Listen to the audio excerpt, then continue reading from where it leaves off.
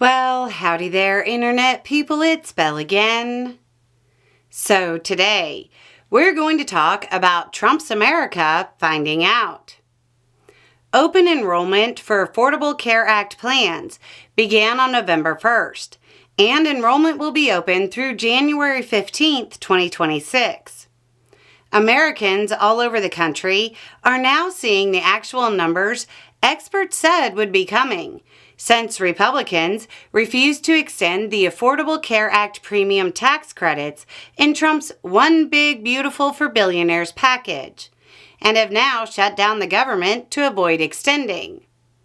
In very shocking news, the healthcare experts and economists were right, and the politicians who were influenced by a billionaire celebrity who I think is fundamentally disconnected from the interests and the problems of most Americans were wrong.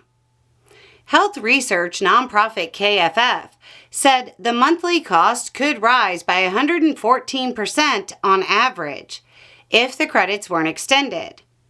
If the credits were extended, they'd still go up by 26%. Of course, that's an average, and your premium doubling is troubling enough.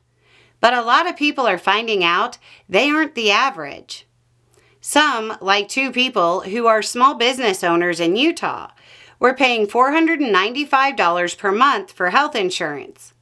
Without the credits, that's jumped to an estimated $2,168. That's more than a 300% increase. In Norfolk, Virginia, a person who runs a nonprofit art supply store said her premiums are now so high they're out of reach. Quote, "I thought maybe it would double, but this is more than quadrupled in cost for me. So it's just straight out, there's no way I would be able to afford this next year."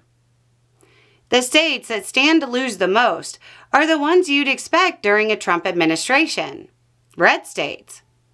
According to KFF, the only two states with an average monthly advanced premium tax credit over $1,000 are Alaska and West Virginia. When it comes to the number of marketplace enrollees receiving the credits, 7 of the top 8 states are red. The only blue state is California, which is the most populous state in the U.S.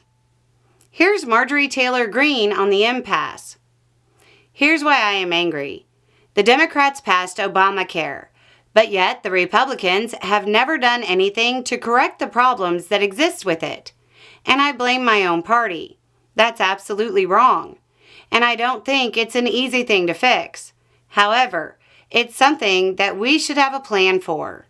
And Mike Johnson, for a month now, cannot give me a single policy idea. And I'm angry about that.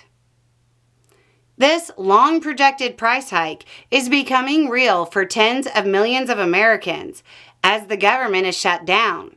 Uncertainty abounds over food assistance. Inflation is still above target, and the economy isn't performing for the average American.